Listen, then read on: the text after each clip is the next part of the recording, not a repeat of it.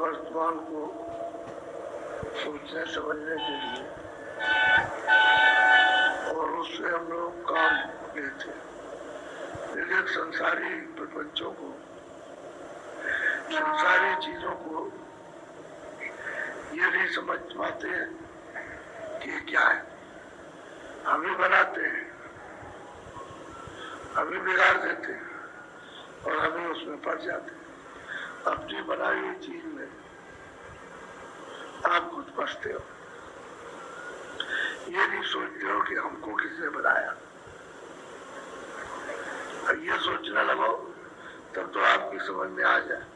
तो ये सोचते हुए कि हमको किसने बनाया, किसने पैदा किया, अपनी बनाई हुई चीज पर किस तरह से उसमें लिपटते हो कि छोड़े नहीं छोड़ते। इसी को कहते हैं अज्ञानता। पशु है, पंछी है, यहाँ मथुरा के किनारे पेड़ों पर तोते रहते हैं। सुबह निकलते हैं 200-100 किलोमीटर, 50-50 किलोमीटर जाते हैं दाना चुगने के लिए। इतनी दूर चले जाते हैं और दाना, लेकिन जो अपने बच्चे छोड़ गए उनका बराबर ध्यान रखते।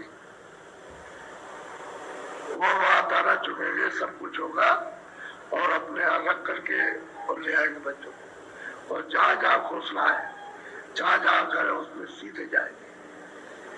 इतनी दूर जाने पर और जब लौटते हैं तो अपने अपने घोंसले में जाते हैं, अपने बच्चों के पास।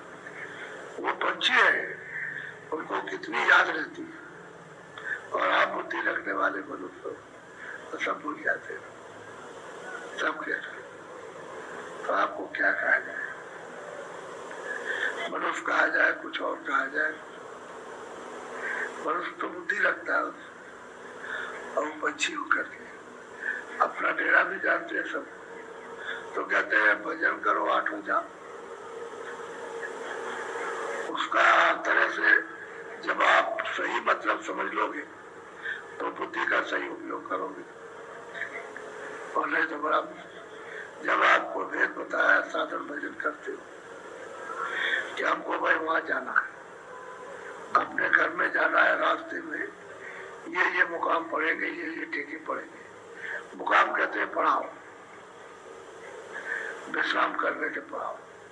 जब सुनते उधर से उतार कर लाई गई है तो इन्हीं पड़ाव पर ठहराई गई। ऐसे नहीं कि पड़ाव से सीधे भगा दिया, बहुत दिनों तक रुकी और फिर वहां से तो स्थान दर स्थान जब लाई गई फिर नीचे उतारी गई। अब जब रास्ता मिल जाए, भेद मिल जाए, तो आपको क्या करना चाहिए? याद काम कर रहे हो, लिखा पढ़ी कर रहे हो, पर उसको याद करते हुए। रोटी खा रहे हो तो उसको याद करो। और रोटी तो मुंह से खा रहे हो, हाथ से उठाया, मुंह से खाया, लेकिन याद उसकी जब सो तो उसी की याद में सो जाओ। इसको कहते हैं आठों जाओ। हर वक्त चलते फिरते, खाते पीते। और जब कमाई सत्य की हो जाए तो सब 24 घंटे को क्या पाओ, 24 घंटे बोलता है, एक क्षण भी बंद नहीं होता। हर वक्त आवाज सुनाई, हर वक्त बाजे सुनाई देते, हर वक्त वाणियां आती। तो कहते हैं बराबर हो, सुनते रहो। यह 2400 घंटे भजन करो, 8 जाम, 2400 घंटे भजन करो, कभी छोड़ो मत। जब इस तरह की साधन दृष्टि लग जाती है तो उसका सब कार्य, शरीर के काम का, उसका सबका परमार्थी होने लगता है, परमार्थी कार्य होने लगेगा, वो कर्म परमार्थी हो, तो वो कर्म लिपायमान नहीं करता, आपको बंधन में नहीं डाल सकता। और जो इसमें लग करके करोगे उसको छोड़ करके उससे बंधन हो जाएगा। आपने पेट भरने के लिए, बच्चों की सेवा के लिए, आए गए के सत्कार के लिए वो कर्म किया है तो आपको बांधेगा नहीं, लेकिन अतिरिक्त जो कर्म करोगे तो आपको बांध लेगा। तो उधर से ध्यान हट गया, चिंतन हट गया, याद नहीं करते हो और शब्द को आपने प्रकट नहीं किया, उस शब्द का साथ नहीं किया तो 2400 घंटे 8 जाम फिर आप नहीं कर सकते। तो भजन करो 8। पहले जो है आपको, जब थोड़े लोग थे, बड़ा कमरा, बड़ा हाल, या किसी से खिलवा दिया कि भाई इसमें जो जिज्ञासु है इसमें आ जाए और बैठ जाए, इनको नाम दे दिए, नामदान दे दिए, तो आप नामदान लेते। तो ऐसा नहीं सोचो कि वो जो आकर के अंदर बैठ गए वो चले नहीं गए, उसमें से बहुत चले गए फिर कभी नहीं आए। आपने तो सोचा कि ये नामदान ले गए और नामदान ले लिया, तो मत में ऐसा नहीं, चाहे ऐसे भर्ती करो, चाहे खेल के भर्ती करो, कैसे भी आप भर्ती करो, लेकिन जो चलने वाले हैं उनको पकड़ लेते हैं, और जो नहीं चलने वाले हैं उनको उम्मीदवार कि आपकी जब आएंगे तब पर मतलब यह है कि तुम्हारी परीक्षा होगी फिर ले लेंगे। सत्संग सुनो, तो लोग सत्संग सुनते रहते फिर ले लेते। सत्संग से मजबूती, स्थिरता, पक्का धारणा, इच्छा जागती, लगन लगती, तो सत्संग सुनने की बड़ी जरूरत। ऐसे नहीं कि नामदान दे दिया बस हो गया, नहीं, सत्संग जरूरी है।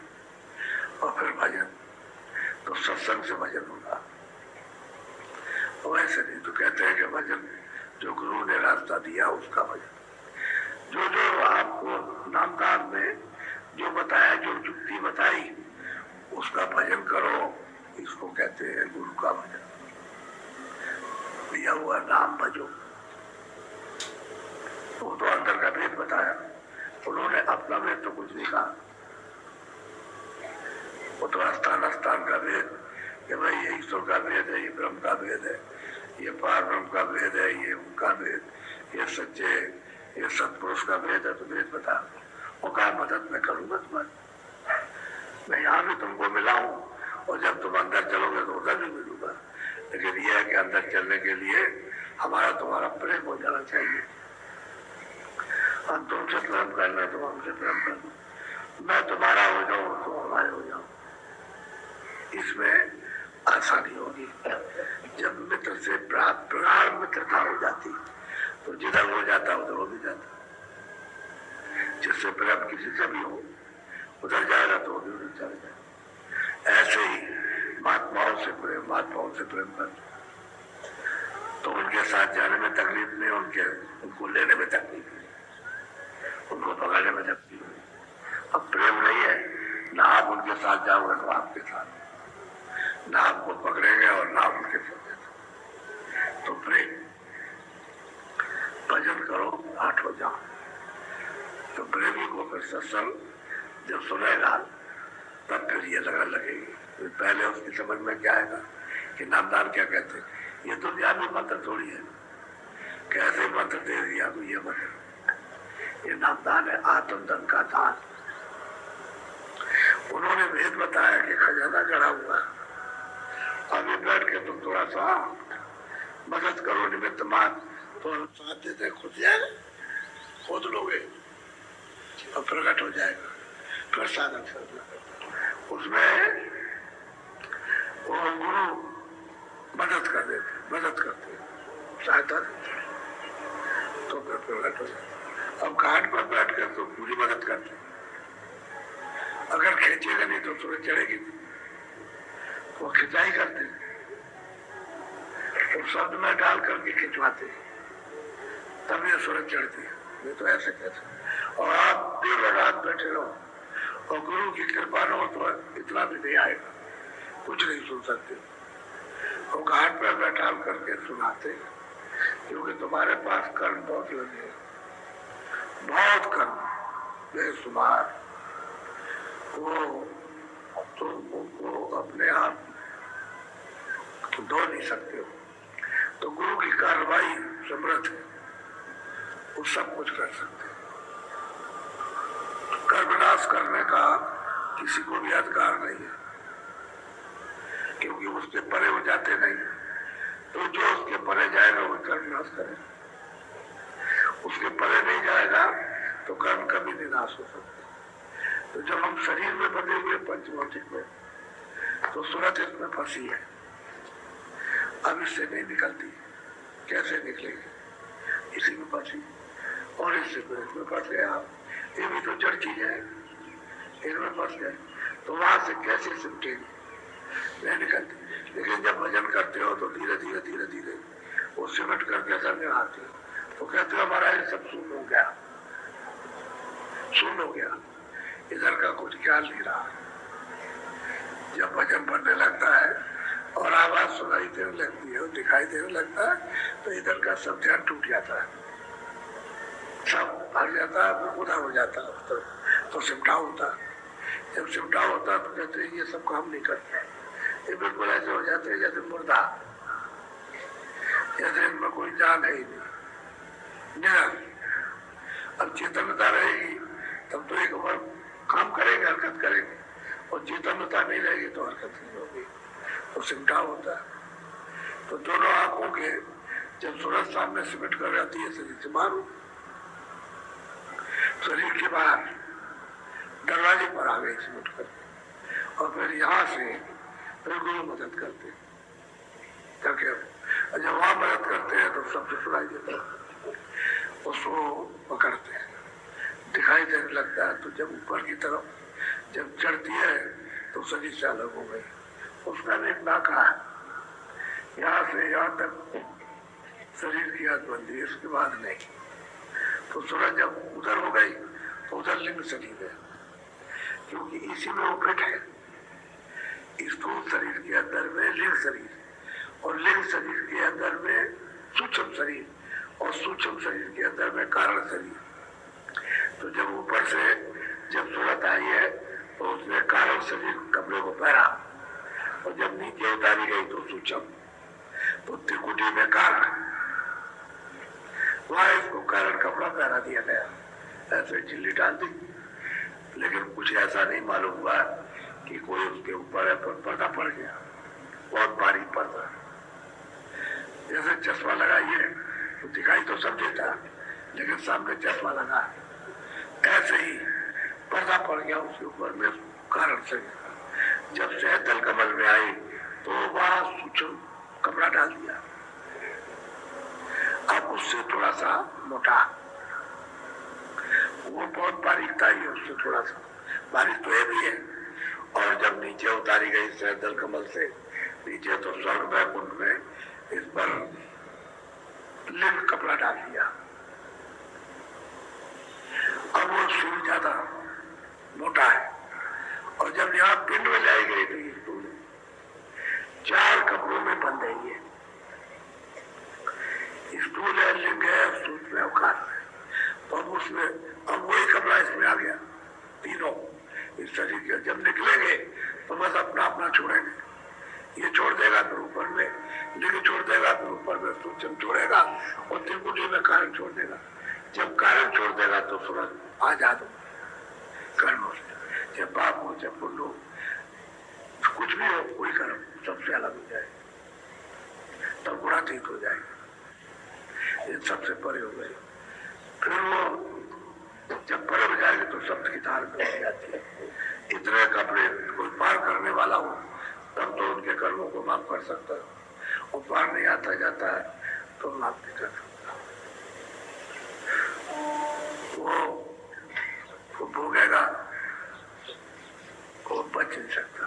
तो कहते हैं कि ऐसे समर्थ पुरुष की जरूरत है कि वो मिल जाए सौभाग्य से। अभी तो अपने अपने भाग की बात है कि जीव वहां तक पहुंच जाए सोच समझ करके, कुछ अपनी बुद्धि तो कम से कम काम में ले, तो सोचे तो वहां तक पहुंचे तो काम मिले। तो घाट पर बैठ करके तब मतलब यह है कि गुरु कार्रवाई करते हैं, क्योंकि बाहर में बगैर दरवाजे के गुरु की कार्रवाई नहीं हो पाती। तो वास्तव में जो दया लेना चाहिए वो दया नहीं मिल पाती, क्योंकि घाट पर पृथ्वी बैठी। अब घाट को छोड़ के मन इसको बुद्धि उचित खींचे खींचे इंद्रियों के दरवाजों पर भोग विलासों में तमाम वासनाओं में, इसमें ये लिप्त है तो भागता फिरता, कभी आंख पर, कभी कान पर, कभी नाक पर, कभी किसी पर, कभी इंद्री पर, कभी इधर, कभी उधर भागता फिरता है।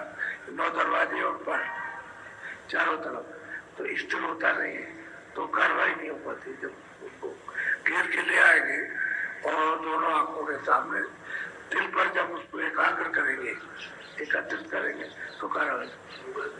इसीलिए जोर देते रहते, कुछ करो कुछ करो कुछ करो, चेत के करो को थोड़ा सा 2 मिनट रोको, 4 मिनट रोको, 10 मिनट रोक लो, थोड़ा रोकने की कोशिश करो, तो ये भागता रहता।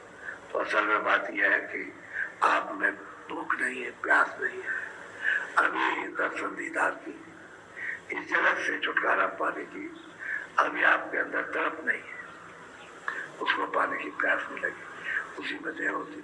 लेकिन सत्संग सुनते सुनते प्यास भी लग जाएगी, भूख भी लग जाएगी और तड़प भी आ जाएगी। सत्संग बगैर उसको बोलो। तो ये बात का ये ध्यान रखो कि उनके एक शब्द के कितने माने। एक ही शब्द लीजिए तो उसको कहते रहिए और उसका पूरा नहीं होगा। इसलिए भजन करो, जो गुरु ने नाम दान दिया है उसका भजन घाट पर बैठ करके। और तो मतलब ये है कि जो सो गया है, आप सो गए उसकी तरफ से, तो आप धीरे से लग करके जाग जाओ। शब्द तो हो ही रहा, नाम तो हो रहा, नाम तो कभी बंद होता नहीं है। तो तुम्हारे ऊपर में पर्दे पड़े हुए, इसकी वजह से अचेत हो गए। अब गुरु चिता लेंगे, वो जगा लेंगे, लेकिन बैठी तो रहो सामने, सामना मत छोड़ो। इधर उधर हो जाओगे तो सत्संग मुख है, बगैर सत्संग के कोई नहीं जा सकता, किसी को नहीं मिलता। और सत्संग के साथ सेवा, सेवा के साथ भजन, वैसे सत्संग सेवा भजन, सत्संग सेवा भजन।